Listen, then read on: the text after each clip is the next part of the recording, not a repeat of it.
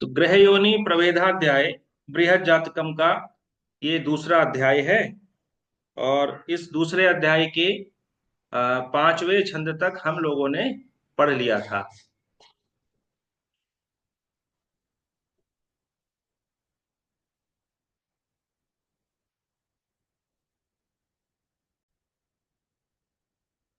तो ये छठा छंद है। और इस छठे छंद में आचार्य वराहमिहिर ग्रहों की प्रकृति के विषय में बता रहे हैं।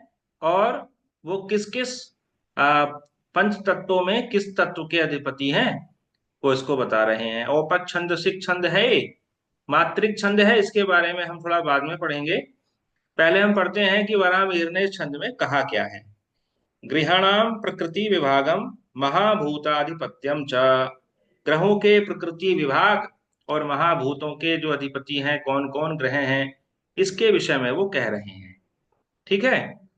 तो देखिए, हर एक ग्रह जो है वो किसी ना किसी तत्व का अधिपति है। जैसे पंच तत्व हैं, तो पंच तत्वों में तुलसीदास जी ने लिखा रामचरितमानस में कि क्षिति जल पावक गगन समीरा पंच तत्व प्रभु रचऊ शरीरा। तो ये शरीर ही जो है जिन पंच तत्वों से बना है, तो इन पंच तत्वों के अधिपति भी ग्रह हैं। कौन कौन है इसके विषय में वो बता रहे हैं।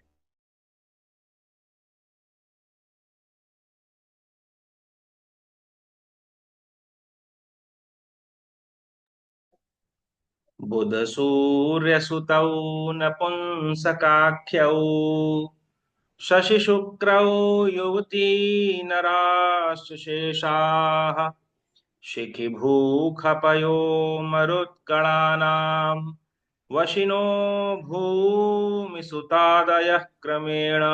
ये क्रमेण शब्द है, अणा इसमें जो है मिसप्रिंट हो गया है। तो कह रहे हैं कि बुध सूर्य सुतौ नपुंसकाख्यौ। नपुंसक संज्ञा है इनकी, नपुंसक नहीं है, अपितु नपुंसक संज्ञा है। किनकी? बुध सूर्य सुतौ। सूर्य के जो सुत हैं, सूर्य के सुत कौन है? शनि है। तो बुध और शनि, इन दोनों को ज्योतिष में वराहमिहिर ने नपुंसक कहा, नपुंसक की संज्ञा दी इनको। और आगे लिखा शशि शुक्र युवती। शशि और शुक्र जो है, शशि कौन है? चंद्रमा। शशक जो खरगोश है, खरगोश बैठा हुआ है वहां पर, ऐसा प्रतीत होता है। तो शशक से शशि बन गया। तो शशि शब्द जो है चंद्रमा के लिए आया है। और चंद्रमा कौन है? युवती है, स्त्री ग्रह है, स्त्री संज्ञा उनको मिली है। इसी प्रकार शुक्र की भी स्त्री संज्ञा है। तो शशि शुक्र द्विवचन है। शशि और शुक्र, चंद्रमा और शुक्र, ये स्त्री ग्रह कहे जाते हैं। इनकी स्त्री संज्ञा हो गई है। फिर आगे लिखा नराश्च शेषाः। नर कहते हैं मनुष्य को, आदमी को, पुरुष को। जो शेष ग्रह बच गए वो सब कौन है? वो सब नर संज्ञक हैं, उनकी नर संज्ञा है, पुरुष संज्ञा है। तो शेष कौन बचे यहाँ पर? सूर्य बच गए हैं, मंगल बच गए हैं, और बृहस्पति बच गए हैं। तो ये जो तीन ग्रह बचे, ये तीनों की पुरुष संज्ञा है। अब इसका प्रयोग क्या होता है, प्रयोजन क्या है इस विषय को बताने के लिए? तो प्रयोजन ये है कि जन्म पत्रिका में जो जो ग्रह बली होते हैं, वैसी ही प्रकृति जो है वो व्यक्ति की, जातक की हो जाती है। जैसे किसी जातक की जन्म पत्रिका में अगर पुरुष ग्रह अधिक बली हैं, तो उस व्यक्ति का जो स्वभाव होगा वो पुरुषोचित हो जाएगा, चाहे वो स्त्री जाति का ही क्यों ना हो। स्त्री की जन्म पत्रिका में अगर पुरुष ग्रह, नर ग्रह बलवान हैं, तो हम क्या कहेंगे? उस व्यक्ति के अंदर पुरुषों, उस स्त्री के अंदर पुरुषों जैसा जो है वो साहस, पराक्रम, पुरुषों जैसा स्वभाव आपको देखने को मिलेगा। तो भट्टोत्पल इसमें लिखते हैं कि जन्मनि चिंतयाम, जन्म के समय चिंतन इसका किया जाता है। इसके अतिरिक्त प्रश्न कुंडली में भी इसका विषय का चिंतन होता है। वो लिखते हैं आगे कि हृत नष्टादिषु बलवंतः स्वपक्षमेव कुर्वन्ति येषाम उपतापे तदाश्रिता ताना उपपातः। कहा कि प्रश्न, किसी ने प्रश्न किया कि भाई मेरी कोई वस्तु चोरी हो गई है, नष्ट हो गई है, रथ हो ना, अपहरण हो गया है, रथ हो गई है। ठीक है, तो बताइए भाई कौन ले गया है उसको? स्त्री ले गई है, कोई पुरुष ले गया है, अथवा कोई नपुंसक जैसा व्यक्ति ले गया है। तो कैसे विचार करेंगे? तो देखेंगे प्रश्न, जिस समय प्रश्न पूछा गया उस समय लग्न के अनुसार, प्रश्न लग्न के अनुसार कौन कौन से ग्रह बली थे, सर्वाधिक बली कौन थे। नर ग्रह बली थे तो हम कहेंगे कि कोई पुरुष चोर जो है उस वस्तु को लेकर के चला गया है। ऐसे ही शशि और शुक्र बलवान है तो हम कहेंगे कि कोई स्त्री ने उस वस्तु का हरण किया है। तो ये जो है प्रश्न कुंडली के अनुसार और जन्म कुंडली के अनुसार इसका प्रयोजन भट्टोत्पल जी ने बता दिया है। आगे लिखा कि शिखी भूखा पयो मरुद्गणानाम वशिनो भूमि सुतादय क्रमेण। भूमि सुतादय, भूमि सुत कहते हैं मंगल को, मंगल से लेकर के और आगे शनि तक, शनि पर्यंत जितने भी ग्रह हैं ये पंच ग्रह, इनको पंच तारा ग्रह भी कहा जाता है। ये पंच तत्वों के अधिपति हैं, यानी पंच तत्व जो है वो इनके वश में होते हैं। वशिनो, वशिनो का तात्पर्य यहाँ पर वश में जो रहे। तो भूमि सुत, भूमि सुत से शुरू करेंगे। भूमि के सुत कौन है? मंगल है ना। भूमिः पत्यम, भूमि के पुत्र हैं भूम्याः पत्यम, तो उनको भूमि सुत कह दिया जाता है। अंगारक भी उनका एक नाम है, वक्र भी कहते हैं। आप उनके पर्याय पढ़ चुके हैं पूर्व के छंदों में। तो देखिए मंगल जो है, मंगल, अब क्रम से कहा उन्होंने कि मंगल किसके अधिपति हैं, मंगल के वश में कौन सा तत्व है, तो कहा शिखी। शिखी नाम अग्नि, है ना। अग्नि का, अग्नि ही शिखी है। तो अग्नि तत्व जो है वो किसके अधीन है, किसके वश में है? मंगल के वश में है।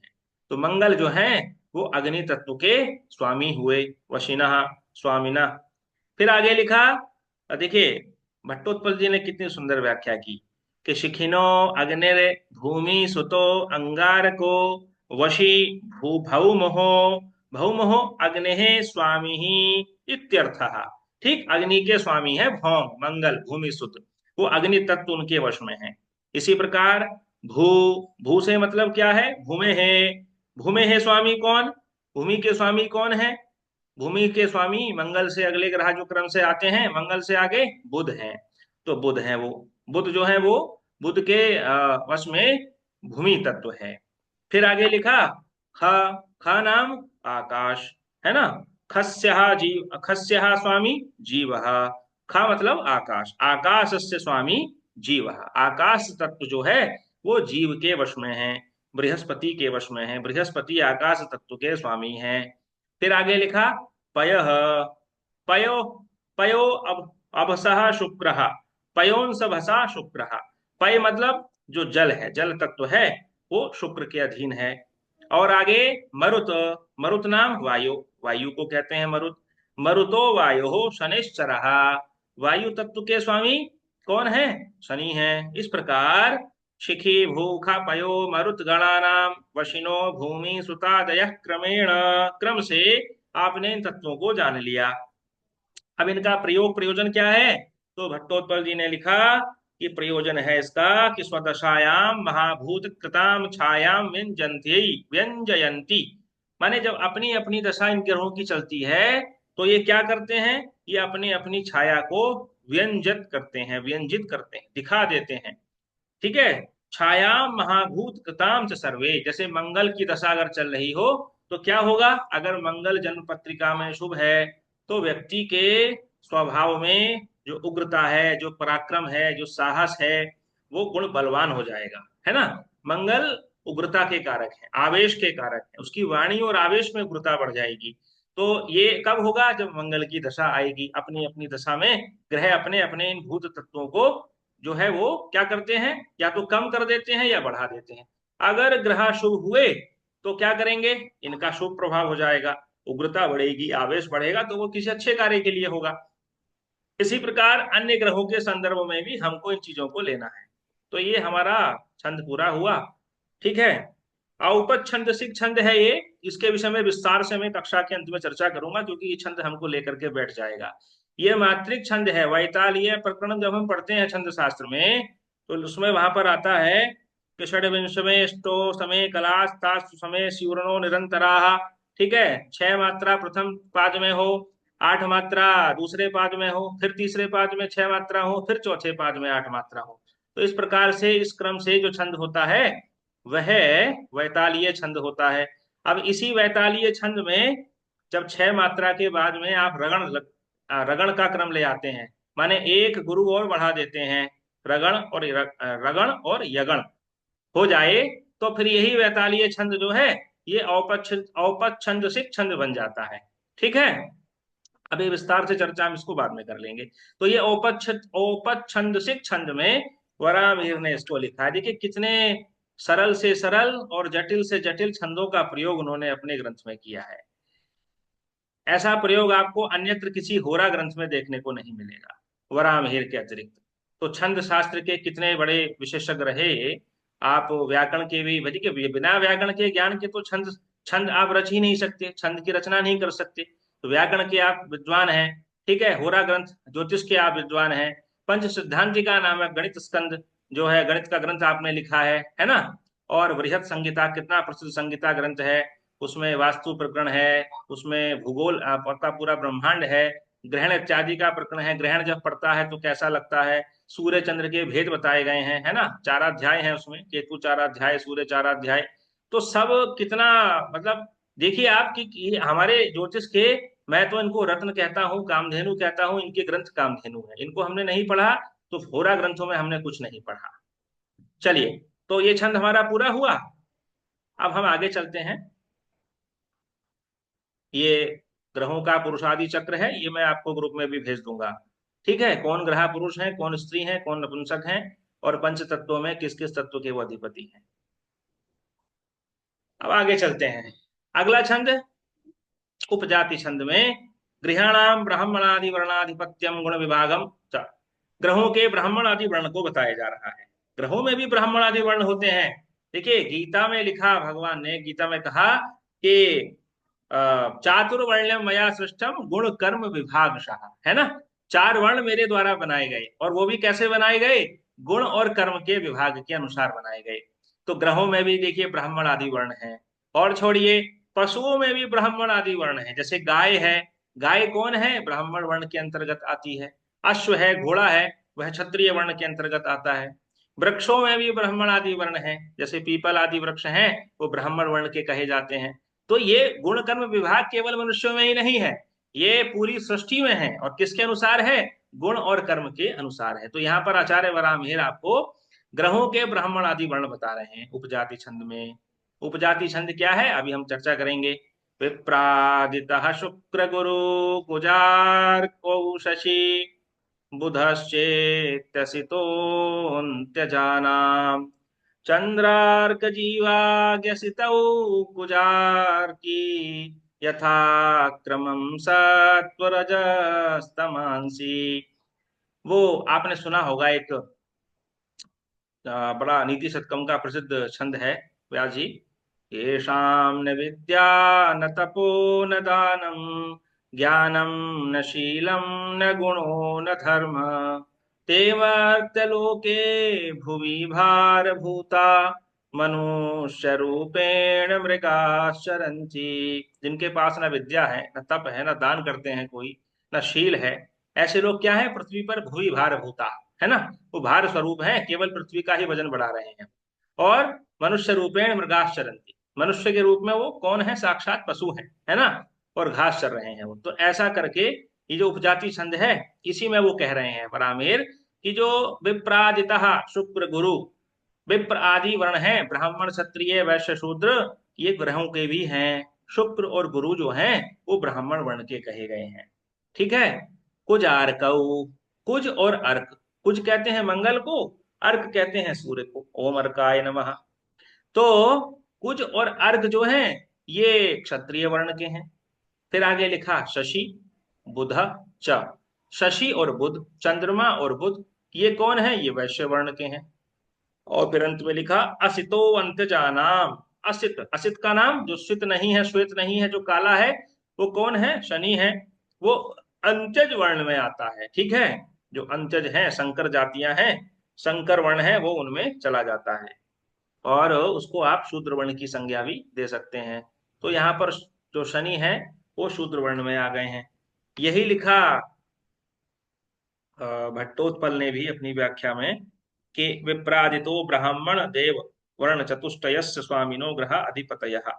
ठीक है, कि शुक्रो भार्गवो, शुक्र नाम भार्गव का है। और गुरु हो बृहस्पति, गुरु नाम बृहस्पति का है। द्वौ ब्राह्मणा नाम अधिपति, ये दो जो हैं ये ब्राह्मण है, ब्राह्मण वर्ण के हैं।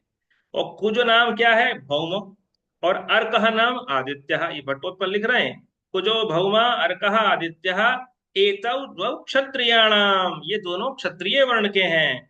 और शशि चंद्रौ वैश्यानाम, शशि और चंद्रमा का, चंद्रमा और वैश्य, शशि चंद्रौ वैश्यानाम। हाँ आगे लिखा उन्होंने, शशि जो हैं वो वैश्य वर्ण के हैं। और शूद्राणाम बुधः, बुध जो हैं वो शूद्र वर्ण के कहे गए। ठीक है, बुध जो है वो शूद्र वर्ण के हैं। और फिर आगे लिखा असितः, असितः नाम शनेश्चरः, शनि जो है वो असित हैं। और वो अंत्यजा नाम, वो अंत्यज वर्ण के कहे गए हैं। जो जो चांडाल इत्यादि वर्ग हैं वो उसमें आ जाते हैं। तो इसका प्रयोग भी क्या है, प्रयोजन बता दिया उन्होंने कि हृत नष्टादिषु ग्रह बलाचोरादीनाम ग्रहोक्त वर्ण प्रभाव येषाम उपघाते तत्व वर्णो उपघातः। माने प्रश्न कुंडली में जो नष्ट विचार है, चोर आदि का विचार है, उसमें चोरों की जो प्रकृति बताई जाएगी, चोर चोर का जो वर्ण बताया जाएगा, चोर किस वर्ण से जुड़ा हुआ है, तो वहां पर इस ग्रहों के प्रभाव के वशीभूत ही होकर के बताया जाएगा। जो ग्रह बलवान है उसका जो वर्ण होता है उसी के अनुसार चोर का वो होगा। अब ऐसे ही जन पत्रिका में लेंगे हम, जन पत्रिका में जो ग्रह ज्यादा बलवान है वैसा ही व्यक्ति का वर्ण होगा, है ना। तो वैसे ही व्यक्ति कर्म करेगा, उसी के अनुसार जो है वो वर्ण बन जाता है। अब इसमें क्या है देखिए, आगे बढ़ते हैं। अब फिर आगे लिखा चंद्रार्क जीवा ज्ञसितौ कुजार की यथाक्रमम सत्वरजस तमांसी। चंद्र आर्क जीवा, यहाँ पर अब तत्व बताए जा रहे हैं, गुण बताए जा रहे हैं। यथाक्रमम सत्वरजस तमांसी, सतोगुण, रजोगुण और तमोगुण भी अधीन है इन ग्रहों के। कौन कौन से ग्रह किस किस गुण के हैं, तो चंद्रार्क जीवा, ज्ञसितौ, कुजारकी, ये जो तीन शब्द आपको दिख रहे हैं, ये तीनों ही सतोगुण रजोगुण तमोगुण है, बस इन शब्द को समझ लीजिए। चंद्रार्क जीवा, चंद्र कहते हैं चंद्रमा को, अर्क कहते हैं सूर्य को, और जीव कहते हैं बृहस्पति को। तो चंद्रमा, सूर्य और बृहस्पति ये सतोगुणी ग्रह हैं, इनके अधीन सतोगुण है। सतोगुण की प्रधानता इनमें है, यद्यपि सभी ग्रहों में सभी गुण हैं, है ना। तो मैं बार बार आपसे बताता हूं कि प्रधानता के कारण ही ग्रहों में जिस गुण की प्रधानता है उसी के कारण उसका नामकरण किया गया। तो चंद्रार्क जीवा, चंद्रमा, सूर्य और बृहस्पति इनमें सतोगुण है। ज्ञ सितौ, ज्ञ नाम बुध, सित नाम शुक्र, बुध और शुक्र जो हैं वो रजोगुणी हैं। और कुजार की, कुज कहते हैं मंगल को, और अर्की कहते हैं अर्क के जो पुत्र हैं अर्थात शनि है। वो कौन है मंगल और शनि, मंगल और शनि तमोगुणी ग्रह हैं। तो सतोगुणी वाले जो जातक होते हैं वो सात्विक होते हैं।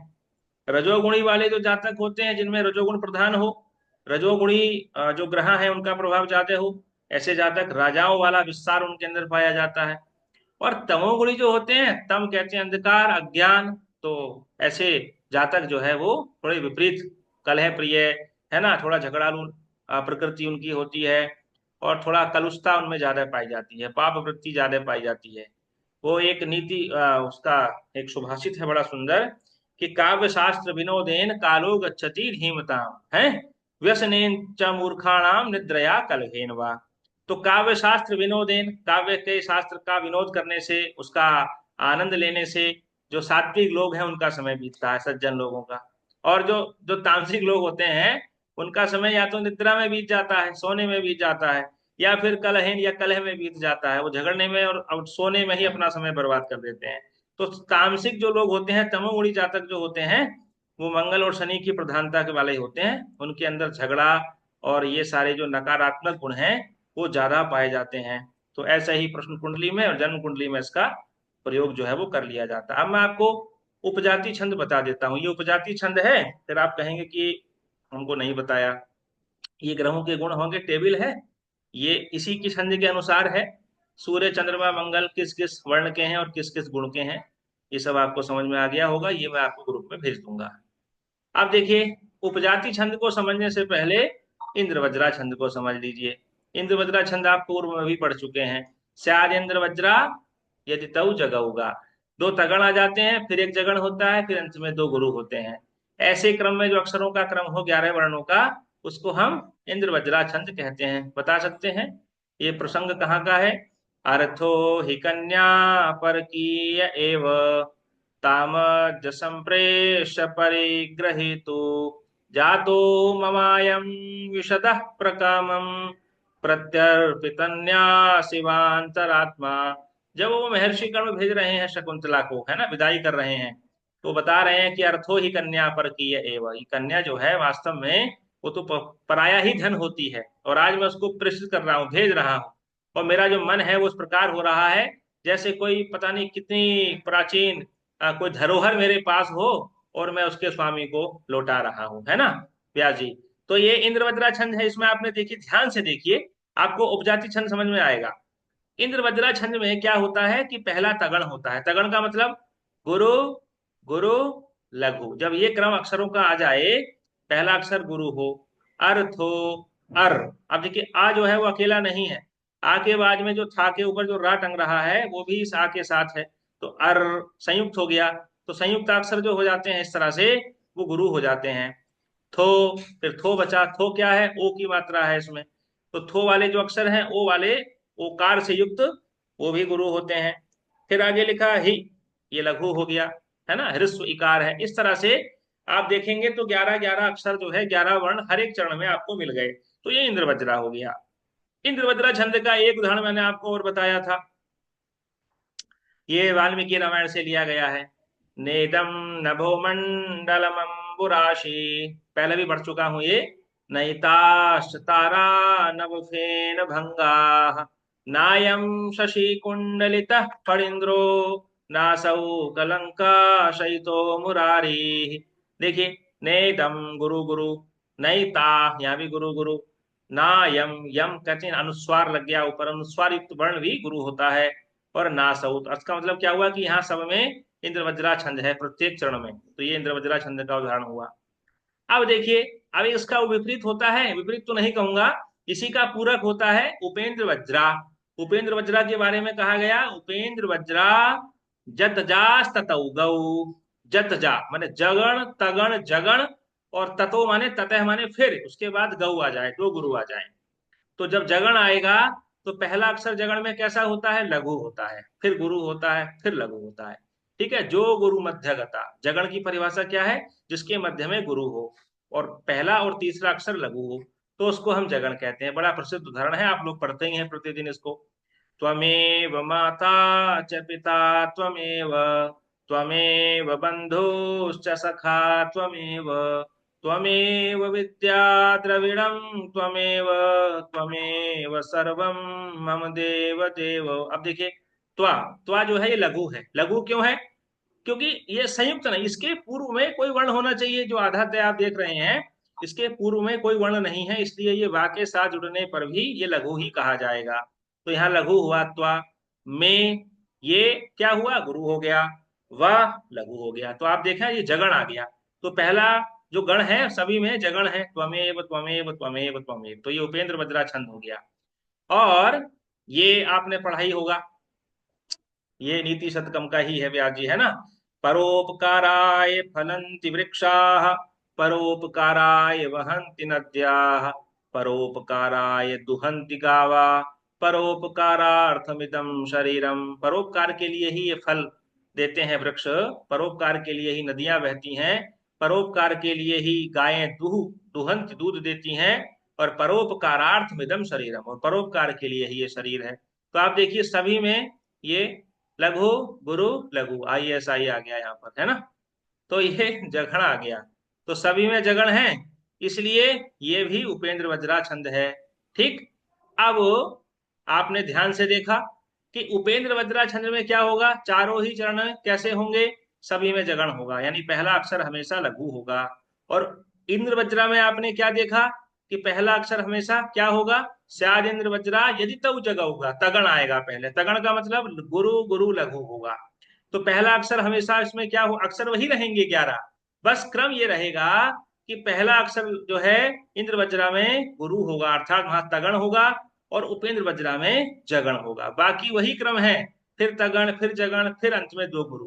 तो मूल अंतर क्या हुआ इंद्र वज्रा और उपेंद्र वज्रा में, कि इंद्र वज्रा का पहला अक्षर गुरु आएगा और उपेंद्र वज्रा का पहला अक्षर लघु आएगा।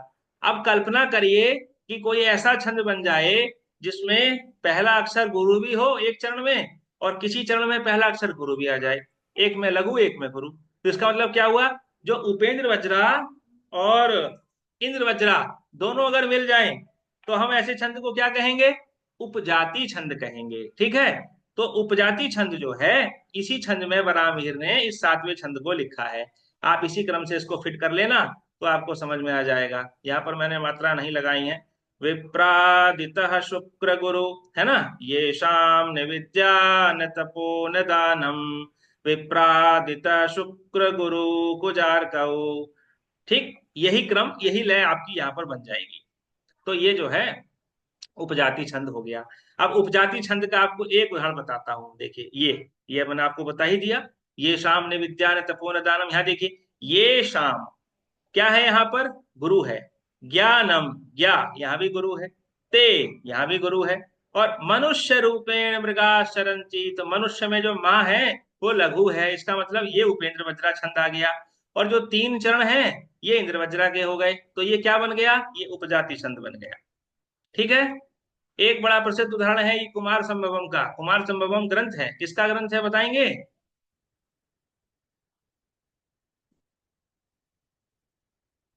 चलिए नहीं बता पाएंगे, म्यूट है। कुमार संभवम जो है वो कालिदास का ग्रंथ है, महाकाव्य है। और उसमें जो पहला ही छंद है, मंगलाचरण जब किया उन्होंने, तो हिमालय की प्रशंसा की है। इसमें जो है हिमालय क्या है वो बता रहे हैं कि अस्योत्तरस्यां दिशि देवतात्मा, हिमालयो नाम नगाधिराज, पूर्वापरौ तोयनिधि वगाय, स्थिता पृथिव्या इव मानदंड। जो अस्ति उत्तरस्याम, अस्ति मतलब है, उत्तरस्याम उत्तर दिशा में, कौन है उत्तर दिशा में, उत्तरस्याम दिशि देवतात्मा, देव स्वरूप हिमालय स्थित, देवता के समान हिमालय स्थित है। हिमालयो नाम नगाधिराज, नग है वो। नग क्यों कहते हैं, नग पर्वत का ही एक नाम है। न गमनाथ, चलने के कारण नहीं, वो चल नहीं सकते ना पर्वत, इसलिए उनका एक नाम नग है। और पूर्वा परौ तो ये निधि वगाइया, पूर्व और अपर माने पश्चिम दिशा, दोनों तरफ दो दिशाओं में। तो ये निधि, निधि शब्द देखिए ये दो ही वचन में प्रयुक्त किया। जल के दो भंडार हैं, जल के दो सागर हैं, एक पूरब में है एक पश्चिम में है। और स्थिता पृथिव्या एवं मानदंड, कितना सुंदर छंद है ये, पृथ्वी के मानदंड के समान वो हिमालय पर्वत स्थित है। ये कुमार संभवम का छंद है, उपजाति। और उपेंद्र वज्रा प्रथमे लघुसा, ये छंदो मंजरी ग्रंथ है छंद का, उसमें भी यही लिखा है कि उपेंद्र वज्रा में जो पहला अक्षर होता है बस वो लघु होता है, बाकी कोई फर्क नहीं है। आप देखिए, ये इसको आप देखेंगे ना तो मन में बड़ा रंजित व्यंजित हो जाएंगे। महर्षि पाणिनि का नाम आप लोगों ने सुना ही होगा, सब लोगों ने सुना है। महर्षि पाणिनि कौन थे? चलिए मैं आपको म्यूट कर देता हूँ, फिर आप कहेंगे ये तो ज्यादती हो रही है हमारे साथ, अत्याचार है, हमने फीस भी दी है फिर भी हमको म्यूट कर दिया है ब्याह जी। हाँ, महर्षि पाणिनि जो संस्कृत है ये कौन है? संस्कृत के प्रखर व्याकरण व्याकरण संस्कृत के, व्याकरण हाँ वैयाकरण है वो, है ना। प्रखर व्याकरण। ठीक है, अष्टाध्यायी उन्होंने ग्रंथ लिखा अष्टाध्यायी है। ठीक है, तो सब यही जानते हैं वो व्याकरण है, लेकिन उन्होंने एक महाकाव्य भी लिखा है, और उस महाकाव्य का नाम है जाम्बवंत विजय। सुना है आप लोगों ने जाम्बवती विजय का नाम? वो महर्षि पाणिनि के हाँ, द्वारा लिखा हुआ एक महाकाव्य है। तो उस महाकाव्य में क्या किया है, देखिए वो शुरू हो गया फिर काम वही जो मैंने म्यूट किया था, हाँ, इसलिए मैं म्यूट कर देता हूँ। हाँ, तो उस महाकाव्य में एक प्रसंग है कि वर्षा ऋतु का काल चल रहा है, अर्धरात्रि व्यतीत, अर्धरात्रि का समय है, बिजली कड़क रही है। और क्या हो रहा है ऐसी स्थिति में, ऐसी स्थिति में वो कह रहे हैं कि वो जो बिजली कड़क रही है ना, वो बादलों की गड़गड़ाहट नहीं है, बल्कि चंद्रमा रूपी एक बछड़ा है वो खो गया है। और उस बछड़े के खो जाने के कारण जो काले रंग की रात रूपी जो गाय है वो रंभा रही है। ठीक है, बिजली का कड़कना रंभाना है, तो अपने बछड़े को देख नहीं पा रही है वो, क्योंकि उसका जो बछड़ा जो जो चंद्रमा रूपी जो बछड़ा है वो बिछड़ गया है। तो गतेर्धरात्रे परिमंद मंदम गर्जन्ति यत्प्रावृषिकालमेघाः अपश्यति वत्समिवेन्दुबिम्बम् तच्छर्वरी गौरिव करोति। कितनी सुंदर देखिए उपमा यहाँ पर दी गई। गतेर्धरात्रे परिमंद मंदम गर्जन्ति यत् प्रावृषिक काल मेघा, जो काल में गरज रहे वो सब क्या है? वो अपश्यति, ना देख पाने के कारण, वत्स माने अपने पुत्र को, वत्स मिवेन्दु बिंबम, जो इंदु रूपी चंद्रमा है, इंदु रूपी जो उसका बछड़ा है, उसको ना देख पाने के कारण तच्छर्वरी गौरी हुंकरोती, वो जो गाय रूपी जो काली रात्रि है वो हुंकार कर रही है, वो है ना। तो देखिए वैयाकरण ने कितना सुंदर महाकाव्य रचा, और कितने सुंदर महाकाव्य में इस उपजाति छंद का प्रयोग किया। व्यास जी, अनुष्टुप छंद के बाद में सर्वाधिक प्रयोग जिस छंद का हुआ है संस्कृत के साहित्य में, वो उपजाति छंद ही है। और इसमें आसानी हो गई है कवियों को कि भाई अब इंद्र वज्रा में तो पहला अक्षर गुरु ही रखना पड़ेगा, लेकिन कभी कभी लघु रखने का मन भी करता है ना, तो लघु भी आ सकता हाँ है। हाँ। वो कई प्रकार से आ सकता है कि मान लीजिए इंद्र वज्रा का पहला पहला चरण किसी उपजाति का, वो इंद्र वज्रा का हो जाए, शेष तीनों उपेंद्र वज्रा के हो जाएं, अथवा दो इंद्र वज्रा के हो, दो इंद्र उपेंद्र वज्रा के हो जाएं, अथवा शुरू के तीन उपेंद्र वज्रा हो जाएं, अंत में। इस तरह से जब गणना की गई तो 14 प्रकार की उपजातियां बन जाती हैं, है ना। उपजाति छंद की जब हम लोग परिभाषा पढ़ते हैं तो क्या है, देखिए, अनंतरो अनंतरो दीर्घ लक्ष्म भाजौ पादौ यदि या उपजात यस्था, कहा ना, उपजात यस्था, उपजातियां होती हैं। क्यों कहा उपजातियां होती हैं? अगर दो से ही बनना होता, अनंतर, अनंतर माने इसके बाद में, उदरीति माने बताना कहना, लक्ष्म भाजौ, लक्ष्म मतलब लक्षणों को बताना, पादौ यदि यौ, जिसके दो चरणों में जिसके दो चरणों में ये पाद भिन्नता हो जाए, तो वो वहां पर उपजातियां हो जाती हैं। तो बहुवचन कहने का तात्पर्य यही था कि क्रम में जो जो चरण है वो इंद्र वज्रा के तीन भी हो सकते हैं, एक भी हो सकते हैं, दो भी हो सकते हैं, इसी प्रकार उपेंद्र वज्रा के भी हो सकते हैं। और ये केवल इंद्र वज्रा और उपेंद्र वज्रा तक ही सीमित नहीं है। संस्कृत का एक बड़ा प्रसिद्ध छंद है इंद्रवंशा, और एक है वंशस्थ। इंद्रवंशा और वंशस्थ में भी अगर यही क्रम कर दिया जाए कि किसी चरण में, किसी छंद का कोई एक चरण जो है वो इंद्रवंशा हो जाए और बाकी जो है वो वंशस्थ हो जाए, तो वहां भी उपजाति हो जाती है। माने कोई दो ऐसे छंद जो समान लंबाई के हों, जिनमें समान अक्षर हो, बस उनका क्या हो, उनका पैटर्न बदल दिया जाए। किसी एक चरण में कोई सा छंद आ जाए, किसी एक चरण में कोई सा छंद आ जाए, समान चरण समान अक्षरों वाले होने चाहिए, वहीं पर उपजाति बनेगी। चलिए, ठीक है। तो ये हमारा हो गया, वर्ण हो गए ग्रहों के। अब आगे चलते हैं 8वें छंद की ओर।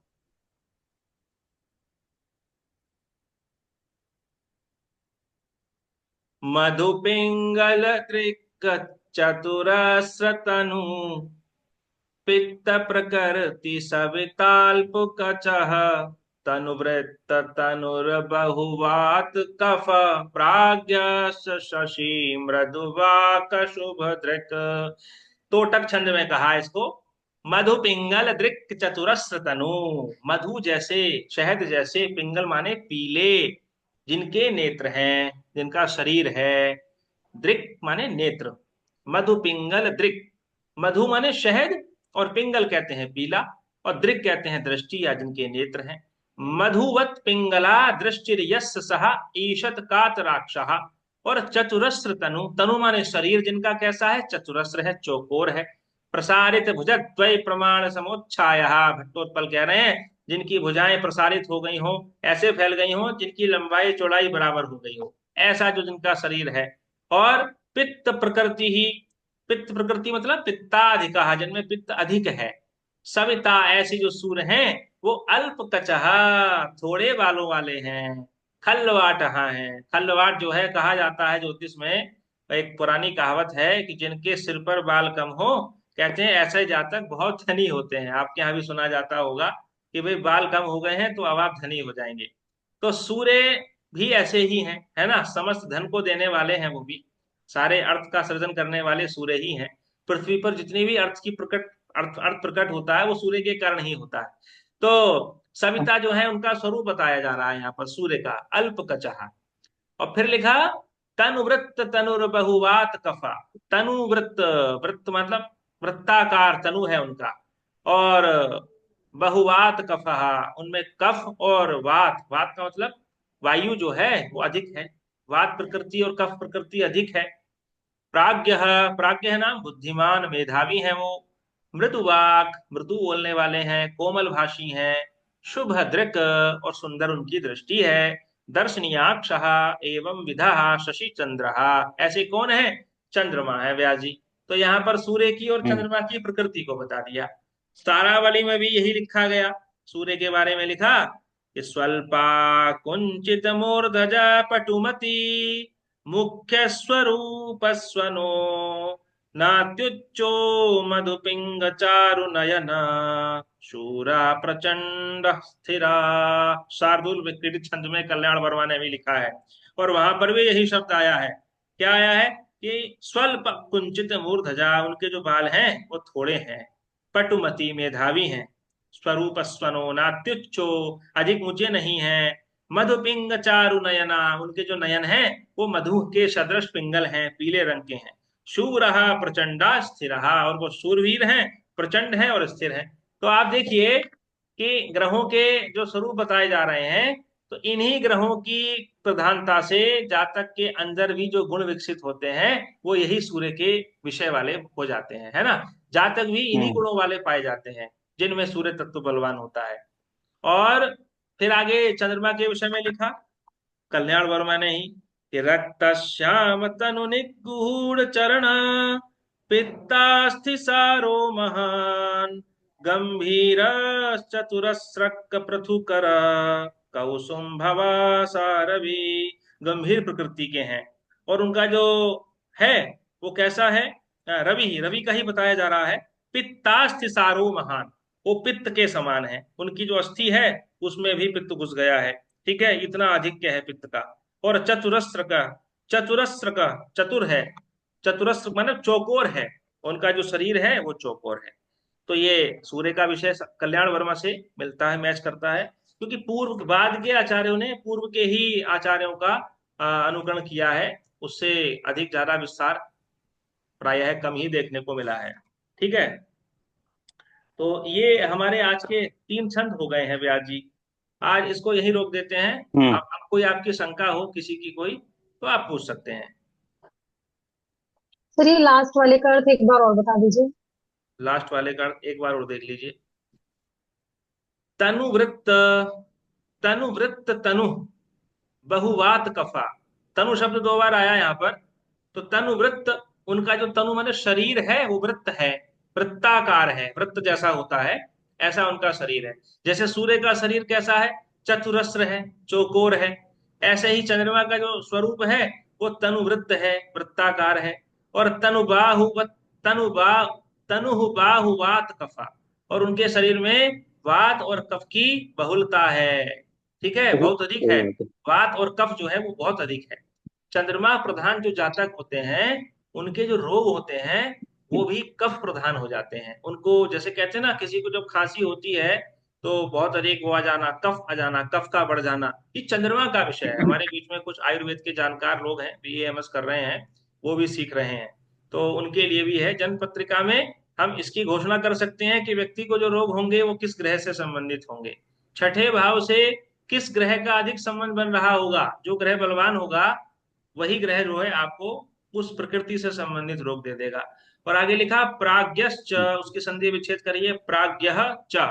और वो कैसे हैं? प्राज्ञ, प्राज्ञ का मतलब मेधावी है वो, है ना, विशेष मेधावी। प्रज्ञा है उनके अंदर। और शशि, ऐसे जो चंद्रमा है वो मृदुवाक हैं, मीठा बोलने वाले हैं, उनकी जो वाणी है वो बहुत मृदुल है, कोमल भाषी हैं। शुभ दृक, शुभ माने सुंदर, दृक माने दृष्टि है उनकी। दर्शनीयाक्ष, उनके जो अक्ष हैं वो देखने योग्य हैं। एवं विधा शशि चंद्र, ऐसे जो है वो कौन है? शशि है, चंद्रमा है। ये दूसरी पंक्ति का अर्थ है तोटक छंद में। सर अल्प कचहा का मीन्स कम बालों वाले। कचहा मतलब थोड़े बालों वाले। ठीक है, थैंक यू मैंने, सर। हाँ, हमारे गुरुजी हैं, उनके लग्न में ही सूर्य है, बलवान होकर के सिंह लगन है। और सूर्य जो है वो मध्यावस्था के हैं, युवावस्था के हैं। अन्य किसी ग्रह का कोई प्रभाव नहीं है, कोई दृष्टि नहीं है। ठीक है। लगभग 35 वर्ष की आयु के बाद ही उनके बाल धीरे धीरे साफ हो गए थे। आज की तारीख में वो बिल्कुल खल्लवाट है ना। व्यास जी, बिल्कुल भी बाल नहीं है उनके सिर के ऊपर। तो ये हम्म, गुण भी जातकों में पाए जाते हैं। जो सूर्य का स्वरूप बताया जा रहा है ना, ये एक तरह से हम्म, जातक का स्वरूप ही समझिए इसको, कि सूर्य की प्रधानता जिन जातकों में होगी ऐसा स्वरूप उनको देखने को मिलेगा। नवग्रहों में अगर सूर्य अधिक बलवान है सारे ग्रहों में, तब जातक का स्वरूप ऐसा बन जाएगा। और सर ये तो आपने पुरुष पुरुष की कुंडली की बात की, स्त्री की कुंडली में ऐसा होता तो क्या? स्त्री कुंडली में उसके बाल झड़ने लगेंगे, बाल कम रहेंगे। आपने देखा नहीं, बहुत सारी स्त्रियों के बाल जो है वो बहुत छोटे हो जाते हैं। उनको मजबूरी में बाल अपने, पुरुषों में पुरुषों में ज्यादा होता है, स्त्री में तो खास नहीं होता है। स्त्रियों में भी मिलते हैं, ऐसा नहीं है, स्त्रियों में भी बाल कमजोर हो जाते हैं। बालों का कमजोरपन आप उस दृष्टि से भी ले सकते हैं कि बाल उनके बहुत ज्यादा शरीर पर सिर पर नहीं मिलेंगे। किसी किसी स्त्रियों में बहुत घने हम्म, घने बाल मिलते हैं।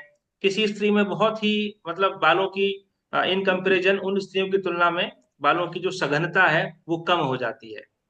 हम्म। ऐसा करके आप देखेंगे। सर ये सभी छंद हमने पढ़ा, लेकिन अपना मंदाक्रांता, शार्दूल, क्रीडित और शिखरणी की कंपैरिजन में तो खड़ा नहीं रहता। कौन सा, कौन सा छंद?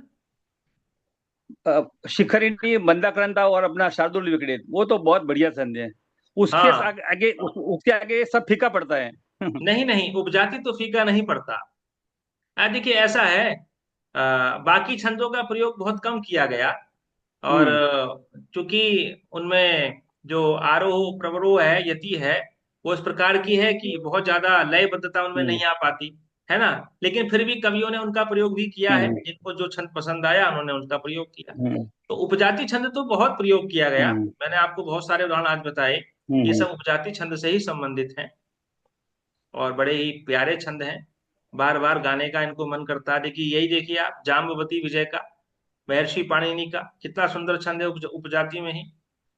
गतिर्धरात्रे परिमंद मंदम, गर्जन्ति यत् प्रावृषिकाल मेघाः, अपश्यति वत्समिवेन्दु बिम्बम्, तच्छर्वरि गौरिवहुं करोति। क्या अच्छा नहीं लगा आपको ये उपजाति छंद?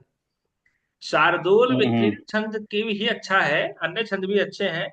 अब चूंकि फोकस यहाँ हम्म, ज्योतिष पर रहता है, इसलिए यदा कदा कभी कभी लयबद्धता प्रभावित हो जाती है मेरी, है ना। हम लोग हम्म, बृहद जातकम पढ़ रहे हैं, हम लोग छंद शास्त्र नहीं पढ़ रहे। छंद शास्त्र एक विकल्प है, बीच में हम ले लेते हैं उसको, क्योंकि हम्म, कक्षा जो है वो छंद शास्त्र पर ही आधारित है, पूरी की पूरा जो बृहद जातकम है वो छंदों में ही पिरोया है हम्म, बरामीर ने। इसलिए ये जरूरी हो जाता है कि आपको कम से कम इतना तो पता चल ही जाए कि कौन सा छंद क्या होता है ना, गण व्यवस्था क्या होती है। अब यही देख लीजिए, उपजाति हम्म, छंद में कुमार संभवम में, इसको पढ़ लेते हैं। अस्योत्तरस्यां दिशि देवतात्मा, हिमालयो नाम नगाधिराज, पूर्वापरौ तोयनिधि वगाय, स्थिता पृथिव्या एव मानदंड। अच्छा छंद है ना व्यास जी ये भी? हम्म। चलिए। सर ये आपने एक बताया था मरुत और वायु का शनि है, तो पै के क्या बताए थे? चंद्रमा। देखिए, अब ये एक छंद है। विप्रादितः शुक्र गुरु कुजार्कौ, शशि बुधश्चेत्यसितोऽन्त्यजानाम्, चंद्रार्क जीवाग्यसितौ कुजार्की, यथा क्रमं सत्वरजस्तमांसि। बताइए व्यास जी, पसंद नहीं आया आपको? हाँ, लेकिन मेरी पसंद तो मंदाक्रांता, शिखरिणी और शार्दुल विक्रेत चलिए है। कोई बात नहीं। पर ये आपने ये बताया था सर, जी जी, मरुत और पूछिए वायु का पूछिए शनि। था ये प्रश्न क्यों नहीं उठा कि चंद्रमा का सूर्य का तत्व क्यों नहीं बताया गया? अरे भैया वो तो अंडरस्टूड है।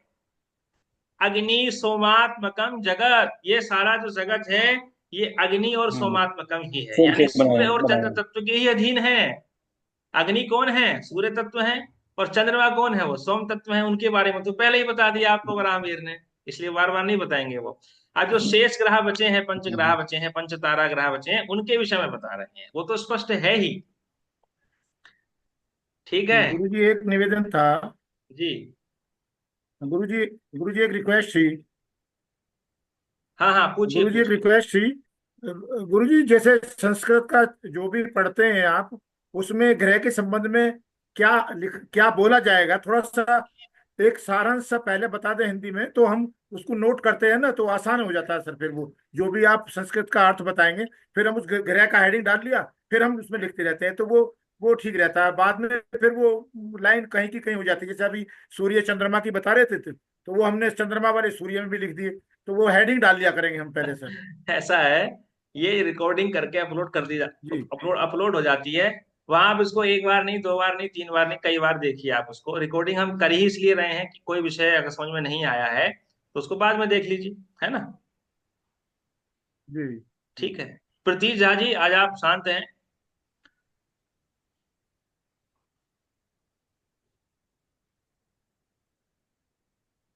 आवाज नहीं आ रही है आपकी।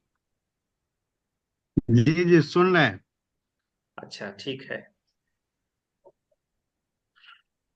चलिए समाप्त करें फिर आज यहीं पर। असल में शुरू वाले जो कुछ छूट गए हैं ना वीडियोस, जी। तो वो जो छंद वाला जो बेसिक जो था वही मेरा छूट गया है, तो हाँ। पकड़ में नहीं आ पाता।